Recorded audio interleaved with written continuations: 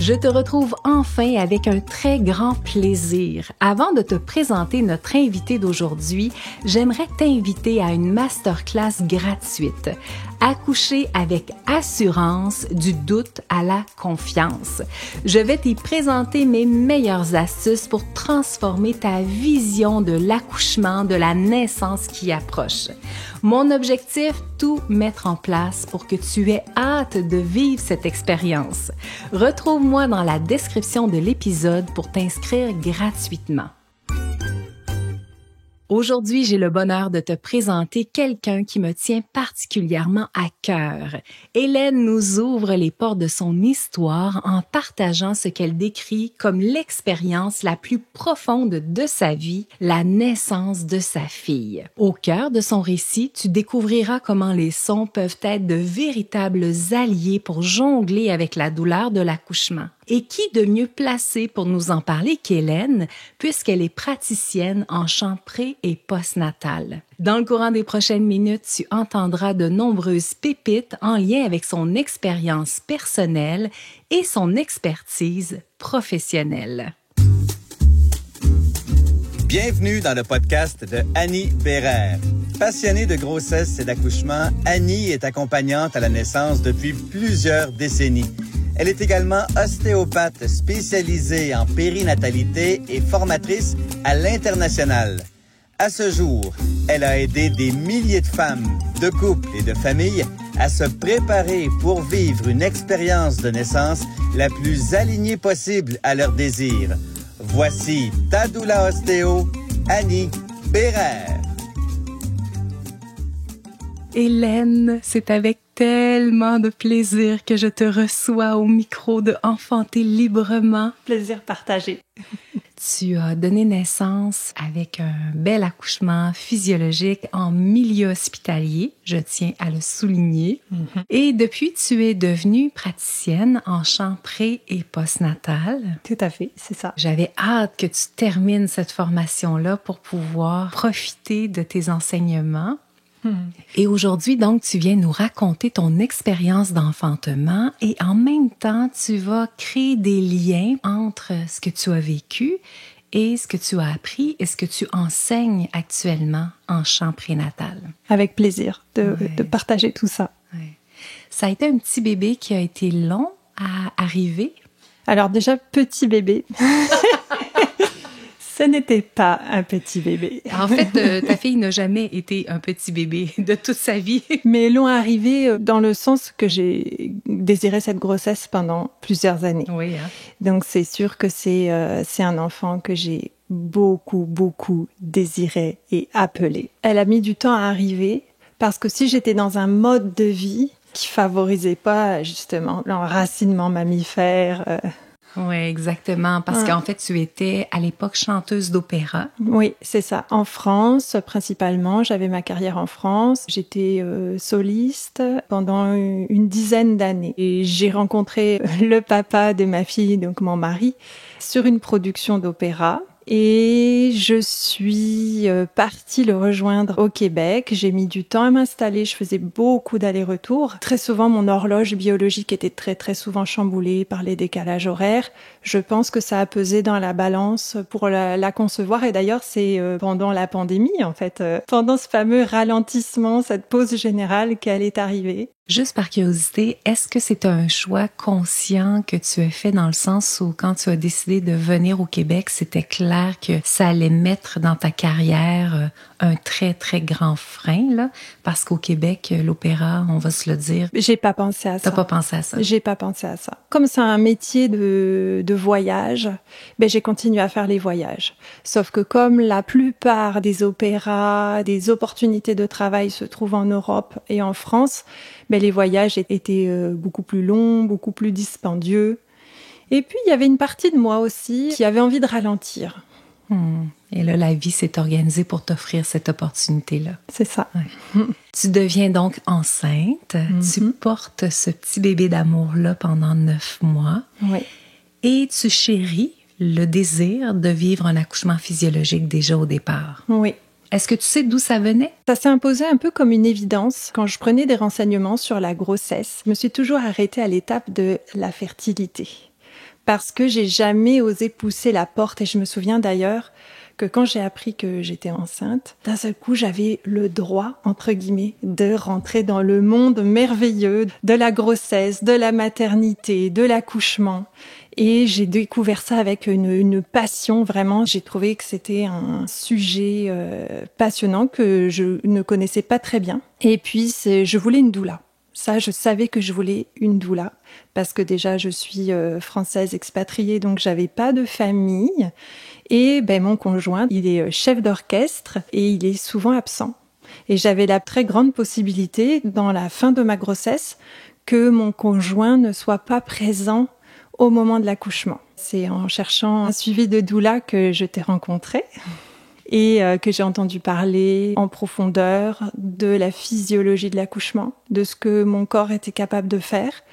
Et j'ai eu très rapidement une grande confiance que j'allais pouvoir le faire et que je voulais le faire comme ça. Et une fois dans les vagues qui ont commencé à s'intensifier, ton début de travail arrive et compagnie, comment concrètement tu as pu mettre ça en pratique? Ce qui s'est passé en fait, et je pense que ça a été une grande chance pour moi la façon dont ça s'est déroulé, c'est que mon mari justement est parti, il s'est absenté, il partait pas très loin, mais il partait à 250 km. Bref, il pouvait pas rentrer immédiatement. Donc il est parti, je me suis retrouvée seule à la maison avec ma belle-fille, la fille de mon mari, qui est comme ma fille, qui avait 8 ans. C'était le soir, un soir d'été, il faisait chaud, on s'est couché tard.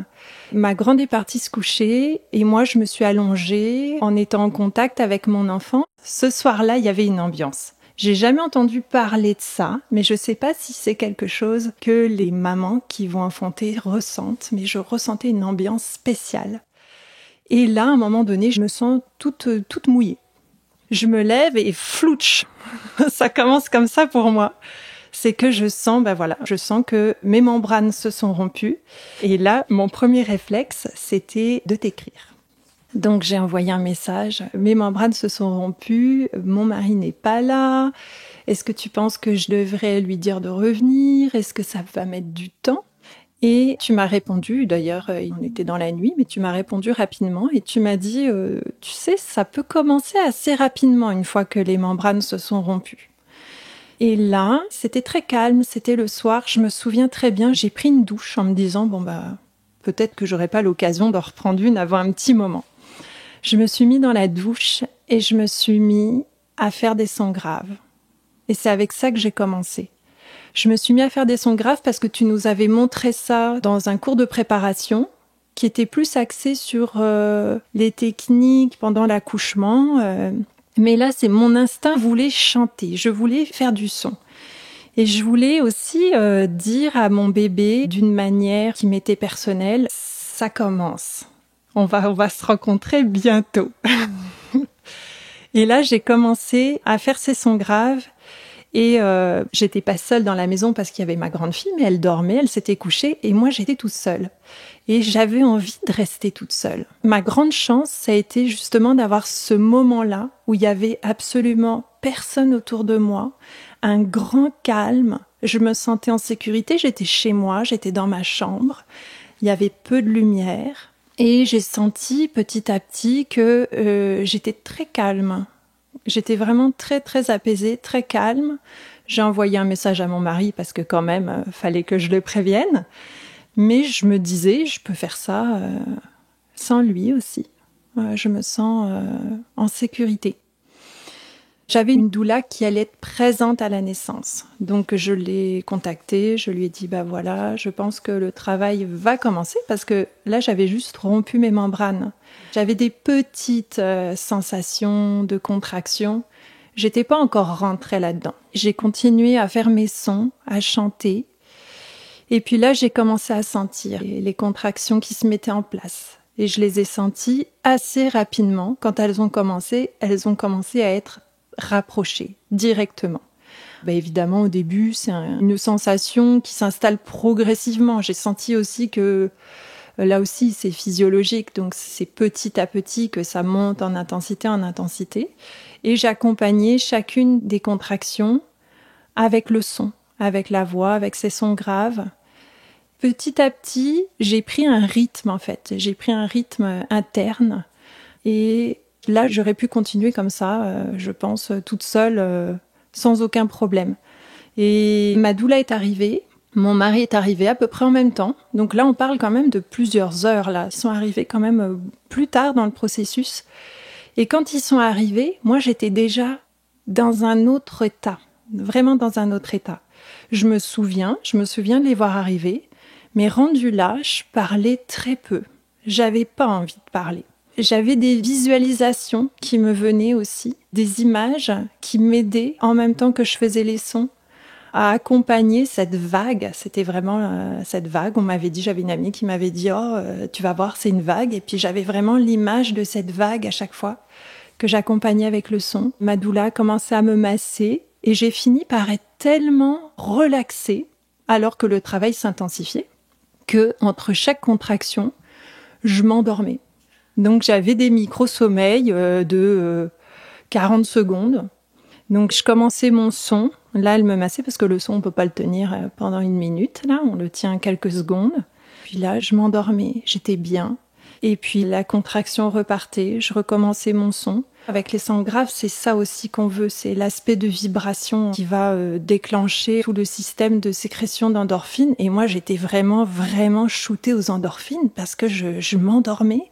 J'ai reconnu, parce que c'est là que toute la préparation que j'avais en amont, je reconnaissais les étapes que tu avais décrites. Et c'était pas un processus intellectuel, c'était pas un processus de pensée discursive. C'est ça qui était intéressant.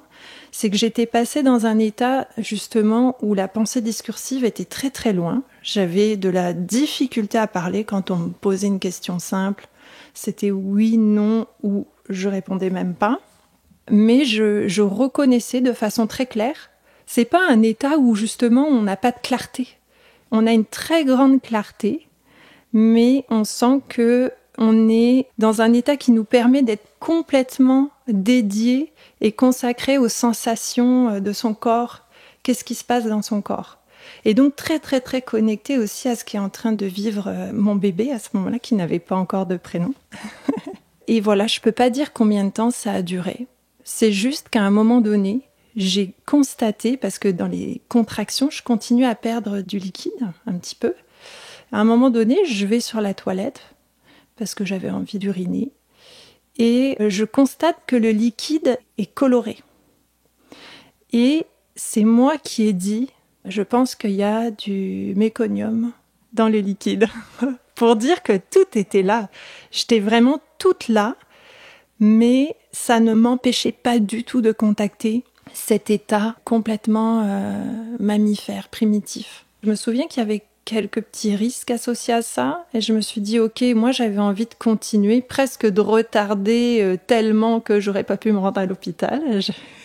C'était comme un petit rêve ou fantasme que tu avais? J'avais une petite appréhension d'aller à l'hôpital. J'aurais souhaité avoir un suivi avec une sage-femme, mais ça n'a pas pu. Il n'y avait pas de sage-femme disponible. J'ai eu même du mal à trouver un suivi à l'hôpital. J'ai appelé plusieurs endroits. J'ai fini par prendre le premier endroit qui m'a acceptée parce que j'étais rendue déjà un petit peu tard dans la grossesse. Et donc le matin bien sonné, là il faisait grand jour, et ça je me souviens c'était un facteur un peu perturbant parce que je voulais rester dans l'obscurité. J'avais vraiment une partie de moi qui voulait juste rester dans une grotte en fait, je voulais être dans une grotte. Donc on est parti à ce moment-là, on est parti à l'hôpital et j'ai continué à faire les sons graves. J'avais un masque sur les yeux, j'ai continué à faire les sons graves dans l'auto. C'est mon mari qui m'a conduit et ma doula nous suivait avec son auto. Et quand on est arrivé à l'hôpital, il y avait encore toutes sortes de protocoles à l'hôpital. Et là, on m'a fait rentrer dans la salle de triage, mais ni mon mari ni ma doula n'étaient autorisés à m'accompagner. Alors, je me souviens très bien. Et parce que moi, j'étais vraiment dans cet état, j'étais complètement dans des visions internes. J'étais vraiment complètement à l'intérieur de mon corps. Je continuais à faire des sons graves, très internes, très juste de la vibration. Et on venait me voir, les infirmières venaient me voir et voulaient me faire remplir des questionnaires. Tous les questionnaires qu'on a remplis pendant tout son suivi de grossesse. Alors, moi, je ne répondais pas, je parlais pas. Moi, je savais que j'étais déjà très engagée, là. Je sentais que ça travaillait fort, on était en train de travailler très fort toutes les deux. J'ai fini par être auscultée. La médecin qui m'a auscultée a dit « Ah oui, le travail a commencé !» Surprise. Et on m'a emmenée dans une chambre d'accouchement. Donc là, mon mari m'a rejoint avec ma doula. Là, j'ai fait beaucoup de ballons. J'ai continué beaucoup à me mobiliser. Là, j'ai commencé à être fatiguée de faire les sons graves parce que c'est fatigant. Puis ça dure quand même pendant plusieurs heures. Quand on m'a auscultée, on m'a dit « Ah oui, le travail a commencé. Elle est à 8. » Wow. Donc, j'en avais fait vraiment tout un bout, là. Bravo, mon Dieu, Hélène. Wow. Je suis arrivée dans la salle d'accouchement et c'est mon mari qui a pris la relève avec les sons graves. Parce que ça, c'est quelque chose aussi que tu nous avais conseillé de faire. Et ça m'aidait beaucoup, en fait. Juste de rester connectée. On avait préparé toute une playlist de naissance.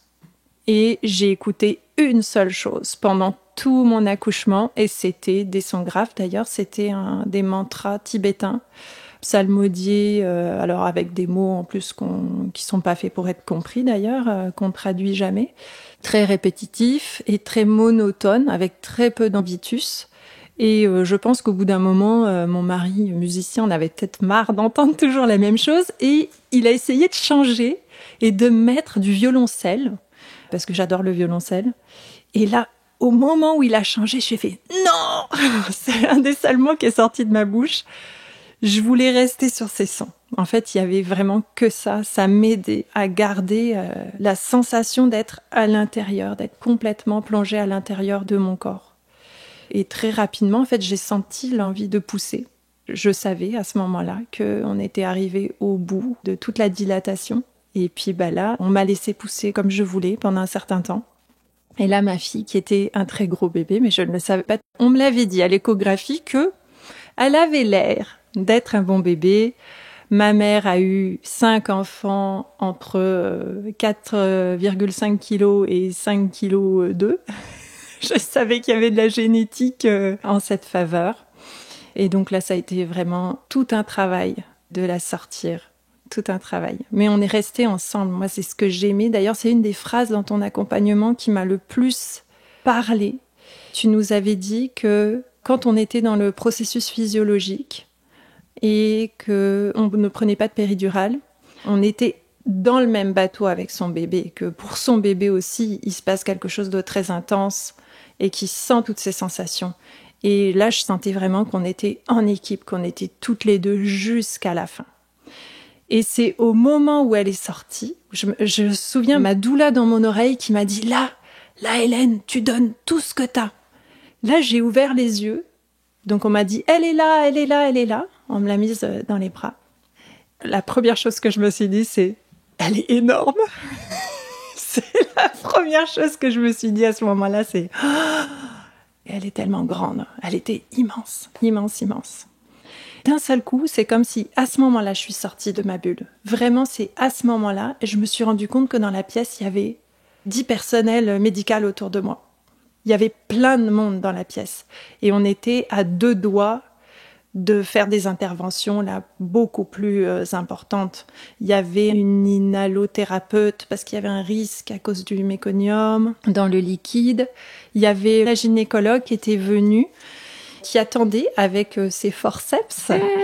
Parce qu'apparemment, si j'avais pas réussi dans les minutes, là, on passait à une autre étape.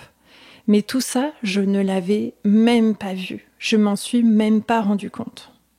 Et ça, c'est quelque chose que j'ai trouvé aussi intéressant dans mon expérience, c'est que mon mari, lui, il a trouvé ça extrêmement difficile. Et je pense qu'il a eu un choc à la fin. Ça a été impressionnant, je pense. Ça a été impressionnant pour lui. Il a vu que j'étais en difficulté, que Sacha Nour était en difficulté, ma fille. Lui, il se sentait très impuissant, comme souvent ça arrive. Moi, je ne l'ai pas vécu comme ça. Et c'est ça que je trouve le plus incroyable dans cette histoire, c'est que les gens autour de moi ont pensé que, oh mon Dieu, ça avait été une expérience difficile. Mais moi, je suis tellement restée focus, concentrée sur autre chose, que ce n'est pas du tout l'expérience que j'ai eue. Et c'est peut-être ce que j'en ai retiré de plus fort, en fait, de ça. Tout l'état que j'ai réussi à contacter pendant cet accouchement, une des expériences les plus fortes de ma vie. Il n'y a pas de comparable, en fait. J'ai l'impression d'être entrée dans une transe. En dehors du temps, la ligne de temps n'existait plus. Quand je suis restée, là j'ai raconté que je suis restée en salle de triage, j'ai su à la fin, par ma doula, plusieurs jours plus tard, qui m'a fait le récit de l'accouchement, qui m'a dit que j'étais restée 2 heures assise sur ma chaise en train de prendre mes contractions avant d'arriver à 8 cm de dilatation. 2 heures, toute seule assise sur une chaise comme ça. Je le savais pas. J'en avais aucune idée. Mon cerveau était parti ailleurs. C'est extraordinaire comme récit. Vraiment, je suis profondément convaincue que les sons dont on entend très peu parler, vraiment, sont l'outil numéro 1 pour nous aider à entrer en transe. Et que c'est dommage qu'il n'y ait pas plus de femmes qui utilisent ces outils précieux-là. Et avec la formation que tu as faite depuis, de praticienne en chant pré- et postnatal, là, j'imagine que quand tu étais en formation, il y a dû avoir plein de petites lumières qui se sont allumées dans ta tête à dire « Ah oui, c'est pour ça que quand j'ai vécu ça... » Est-ce qu'il y a plein de liens qui se sont faits? Mais c'est sûr que ça a pris tout son sens parce que quand après en formation, donc dans le chant prénatal, on apprend plusieurs choses. Et il y a un axe spécifique du chant prénatal qui est vraiment sur le son, l'usage du son grave. Donc toi, tu nous avais montré une façon de le faire, qui est la plus directe. C'est vrai que si on n'a qu'un seul truc à prendre, c'est celui-là. Mais il y a aussi tout un éventail de choses à faire autour du son grave. Ce qui était impressionnant, c'est que quand on les faisait, donc on était plusieurs à les faire, et quand on les faisait pendant la formation, systématiquement, on était toutes KO, et surtout cette difficulté à ressortir après l'exercice, à reprendre la parole. Parce que là, on faisait tout cet exercice, on faisait tourner les sons, ça dure une 20aine de minutes, et la formatrice nous demandait « Bon alors, qu'est-ce que vous avez senti ?» Et là, moi, je retrouvais exactement le souvenir de cet état où on me posait des questions, je n'avais pas envie de répondre. C'était vraiment pas engourdissement, mais on est bien, on est dans du coton, on n'a plus envie de bouger, d'ouvrir les yeux, on a envie de rester là. Quand on a fait notre dernier stage pour être certifié, on devait animer les unes après les autres des sessions de chant prénatal. Et on nous avait dit, dans chaque session, il faut qu'il y ait des sons graves à un moment donné. Donc on passait là les unes derrière les autres toute la journée. Et à chaque fois, c'est pas comme si j'avais fait l'expérience une fois, je m'étais dit, ah oui, c'est comme quand je l'ai fait pendant l'accouchement, c'est qu'à chaque fois qu'on a fait les sons graves, on se retrouvait dans cet état. Et on avait du mal à repartir derrière, on avait du mal à réengager le mental. Et même, certaines fois, moi j'ai beaucoup participé parce que j'aime chanter puis je trouvais ça fun, mais on pouvait aussi être juste spectateur et regarder ce qui se passait dans le groupe. Et j'ai été étonnée de voir que même en tant que spectateur, sans faire les sons graves, on était aussi impacté. Donc le son, il vient travailler aussi sur les autres. Ça aussi, j'ai trouvé ça intéressant. Et donc ça veut dire aussi certainement qu'on impacte notre bébé quand on le fait. Que lui aussi, ça doit l'aider à adoucir l'expérience. Une des grandes difficultés avec le son, c'est justement de se laisser aller dans l'expérience. Toi, tu avais un background, on en a parlé tantôt, de chanteuse, donc probablement que le frein de la gêne pour toi était moins présent que pour la majorité des femmes qui n'ont pas ce background-là. C'est sûr que de faire avec toi des ateliers de chant prénatal, je pense que ça sert aussi à ça, j'imagine, à se dégourdir, à se dégêner, à explorer quelque chose qu'on n'a pas eu la chance de faire avant. C'est sûr que ça, c'est un très gros paramètre. Quand on accompagne en chant prénatal, on précise bien qu'il faut faire cet exercice avant parce que on va avoir dépassé toutes les limitations qu'on croit avoir avant le jour J, avant de devoir vraiment s'en servir ou de vouloir s'en servir.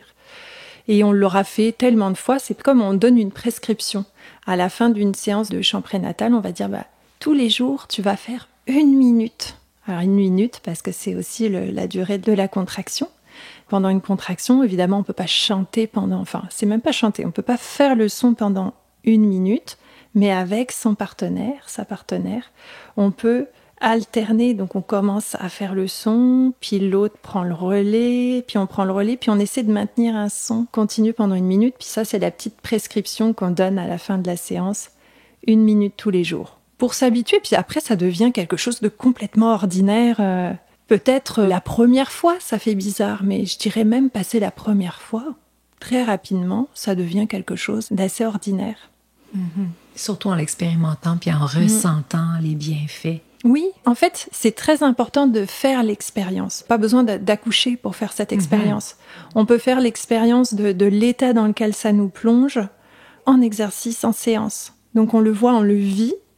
C'est ça, moi, qui s'est passé. C'est que parce que j'avais fait cette expérience, parce que je l'avais mis en pratique, je pouvais aussi dire aux gens à la formation, mais oui, ça fonctionne, je vous jure, ça fonctionne. Je m'en suis servie pendant tout, parce qu'elle nous a posé la question, qui a eu la chance de le faire pendant son accouchement ?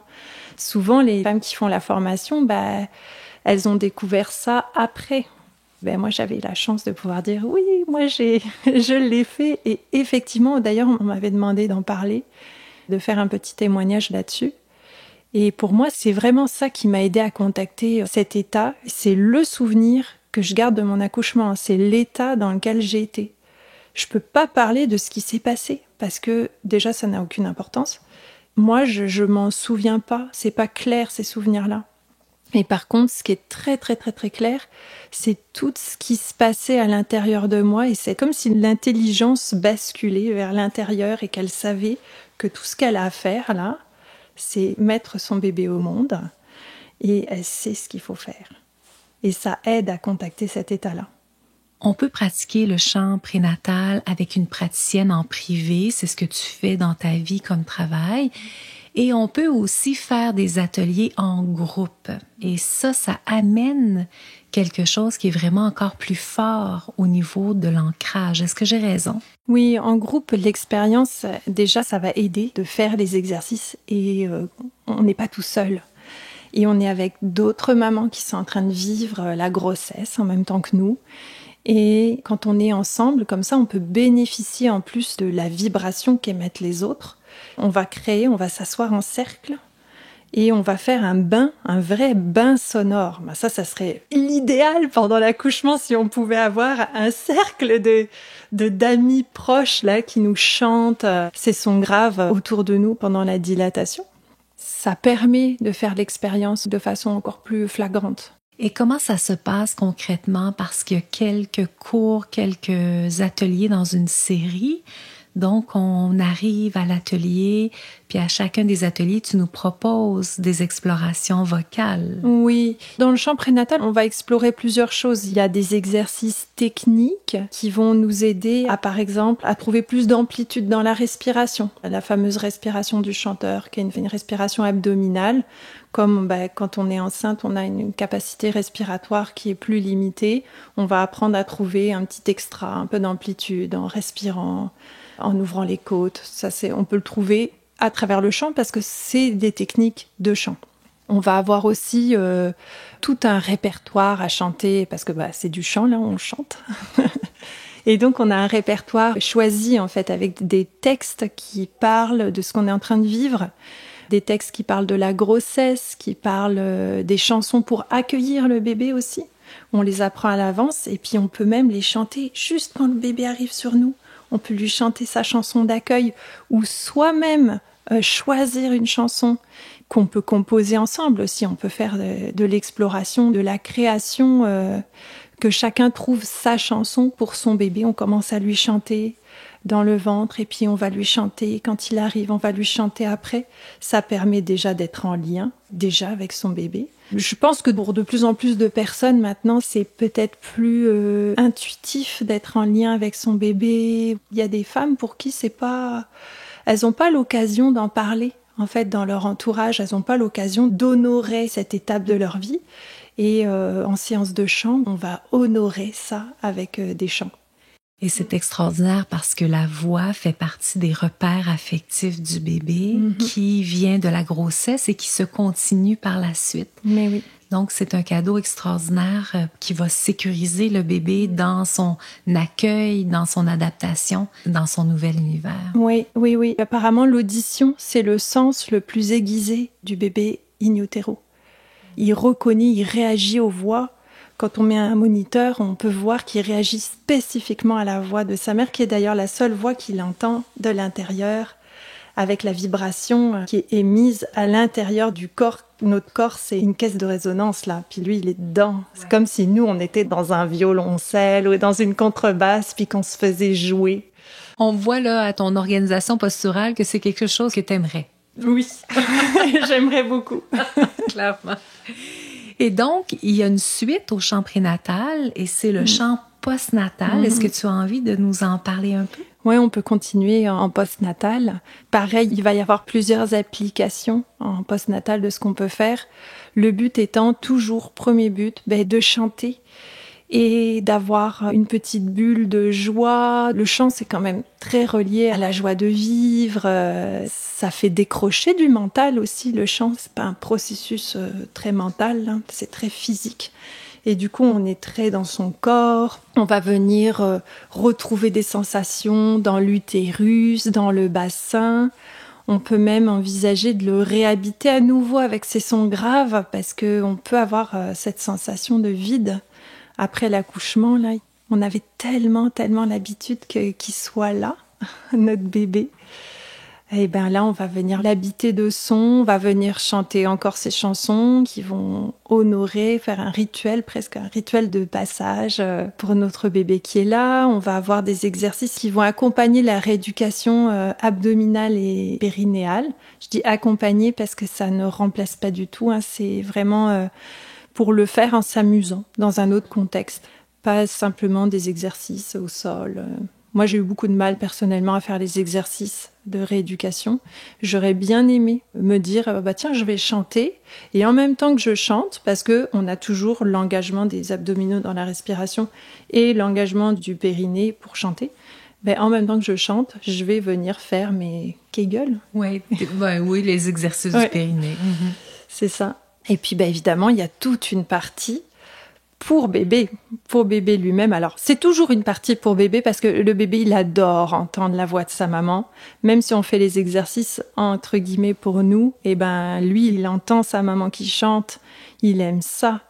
Et puis, plus il va entendre, plus il va être récepteur, plus il aura de la facilité à être à son tour émetteur. Et donc, on va aussi apprendre plein de comptines pour le bébé, pour avoir des moments de qualité avec lui. Des moments aussi qui vont être gratifiants pour nous parce qu'on va sentir qu'on est dans une relation de proximité, de qualité avec son bébé. En groupe aussi, ça crée du lien social. Chanter en groupe, on peut faire aussi de la polyphonie, pourquoi pas, soyons fous. Ça a l'air savant comme ça, mais pas du tout. On va faire des chansons très simples en canon. Et là, il va y avoir plusieurs voix et c'est toujours magique. Ça, c'est magique. Absolument. Et le dernier atelier postnatal auquel j'ai assisté, dans lequel il y avait plusieurs mamans, ça fait partie des commentaires qu'on a reçus le plus après l'atelier.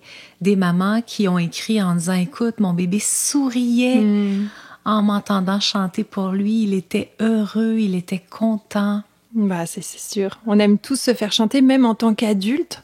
C'est une expérience, là. Mais en fait, on ne s'en rend pas compte parce que ça nous arrive jamais. De se faire chanter une chanson quand on est adulte, quand est-ce que ça nous arrive? À notre fête. Oui. Et ça fait vraiment quelque chose. Oui. Et pourtant, c'est pas la plus jolie des chansons. Non. C'est vrai, t'as raison.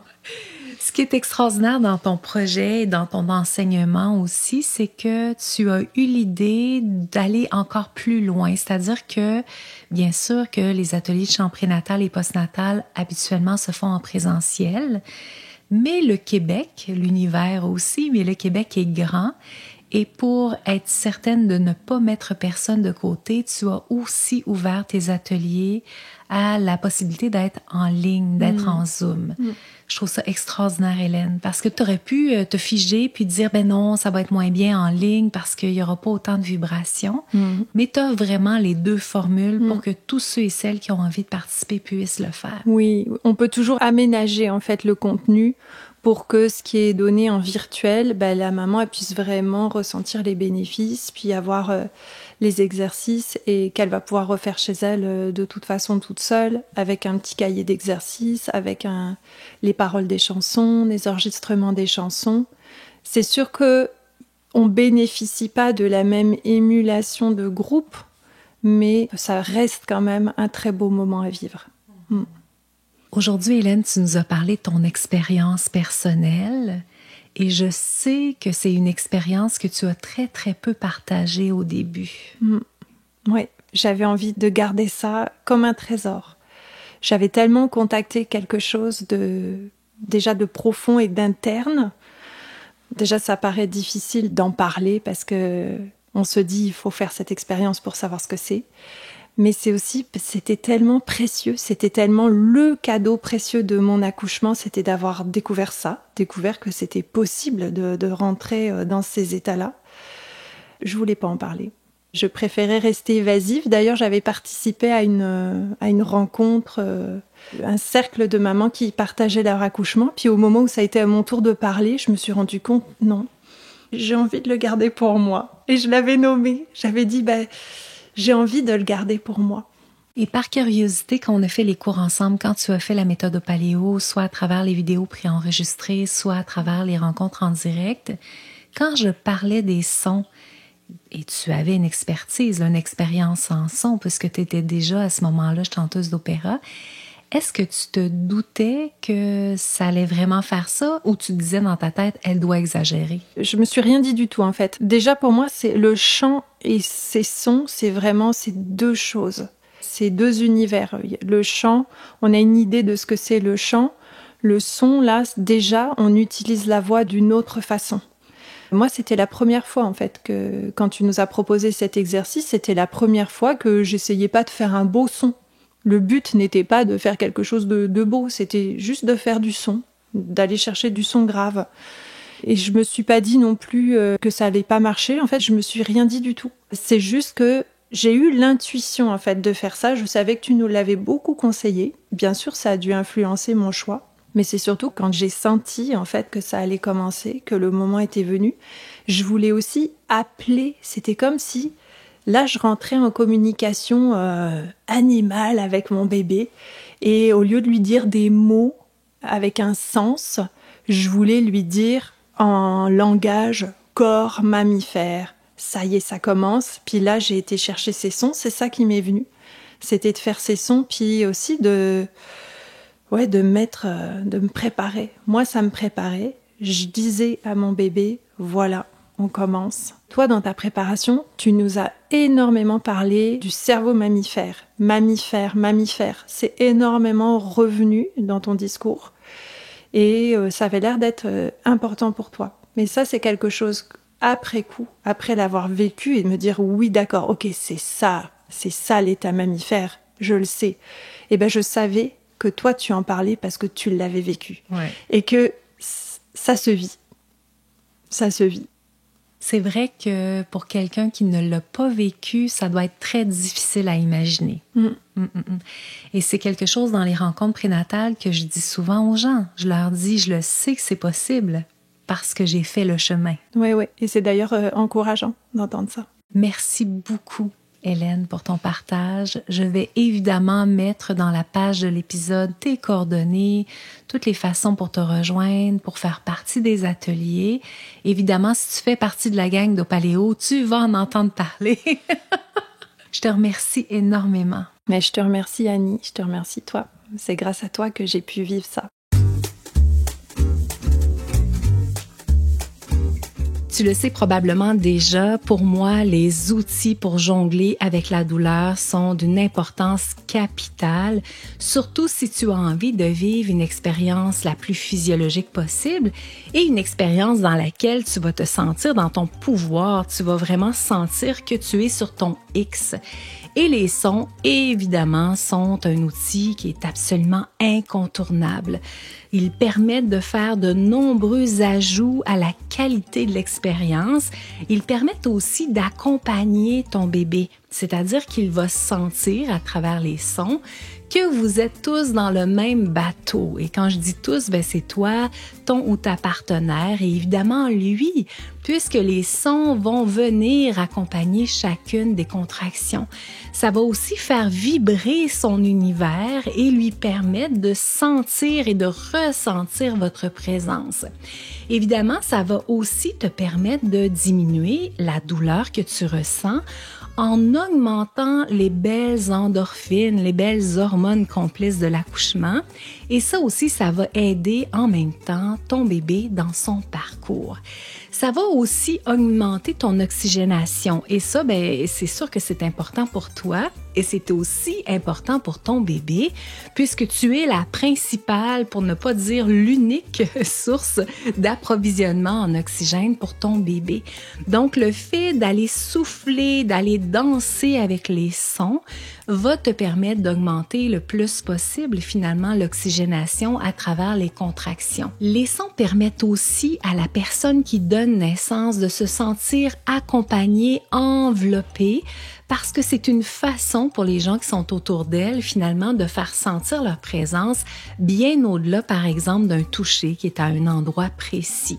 De nombreuses personnes vont témoigner que les sons ont été l'outil numéro 1 pour leur permettre de jongler avec cette expérience qui, parfois, était très, très intense. Ça nous permet aussi de garder le mouvement, ça permet la vibration, ça permet finalement d'éviter de se retrouver cantonné dans quelque chose qui est figé. Et on sait très bien, d'ailleurs, je vais t'en parler dans l'épisode 45 qui sera totalement dédié aux outils pour la gestion, pour jongler avec la douleur. Donc, le mouvement permet aussi de diminuer la perception de la douleur. C'est vraiment un outil extraordinaire. Donc, c'est sûr qu'à partir du moment où je fais des sons, ça m'empêche d'être cloisonné, d'être fermé, d'être figé et ça entraîne automatiquement une invitation au mouvement. Donc, dans l'épisode 45, je t'en parlerai. Tu as probablement observé, à moins que tu sois arrivé plus tard dans le processus, qu'il y a eu plusieurs semaines de pause dans le podcast. Semaine de pause qui n'était pas prévue, je vais être complètement transparente avec toi. Il y a eu plusieurs nouveautés à travers Au Paléo et j'ai été complètement débordée et je n'ai pas pu continuer à t'offrir un épisode par semaine. Et là, j'ai beaucoup réfléchi en lien avec ça à me dire, comment je vais faire, comment je vais m'organiser parce que je sais que pour toi, les épisodes sont attendus, que tu as hâte aux prochains épisodes et compagnie. Alors, j'ai décidé que le podcast Enfanter librement sans se faire accoucher, ce serait vraiment une vibe accouchement. C'est-à-dire que parfois, tu sais, il y a des accouchements qui sont plus longs, il y en a qui sont plus rapides, il y a des phases de latence qui sont très longues, d'autres qu'on ne voit même pas passer. Alors, le podcast sera sous cet angle-là dorénavant, c'est-à-dire que à chaque fois qu'il va y avoir un épisode de près, je te le présenterai, mais sans qu'il y ait un rythme préétabli par rapport à notre séquence. Je vais me sentir beaucoup plus libre là-dedans et ça va me permettre de m'amuser davantage et de continuer à t'offrir du contenu de très, très grande qualité. Donc, si tu as envie d'entendre parler plus en profondeur de tout ce qui est en lien avec la douleur, je te donne rendez-vous dans l'épisode 45.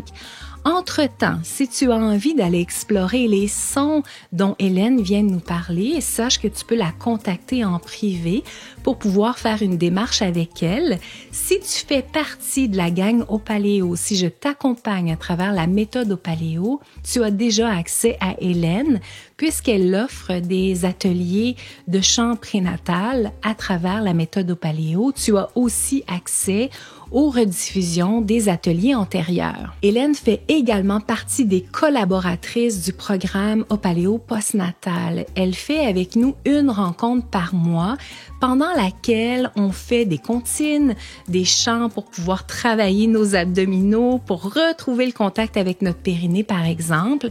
Tu as aussi dans ton espace membre postnatal une panoplie de rediffusions et également des comptines signées que nous avons enregistrées pour te permettre d'y avoir accès plus facilement. Tu sais, quand il est rendu 10 heures le matin et que tu dis « Ah tiens, je ferais bien cette comptine-là », mais tu peux y avoir accès automatiquement, facilement, pour pouvoir y redécouvrir les gestes et pouvoir l'apprendre pour le plus grand plaisir de ton bébé. Et d'ailleurs, en parlant du programme postnatal, il y a du changement dans l'air. Dorénavant, nous nous rencontrons toutes les semaines. Alors, on a un rythme qui est extraordinaire. Le premier mardi du mois, Hélène donc se joint à nous pour un atelier de chant postnatal.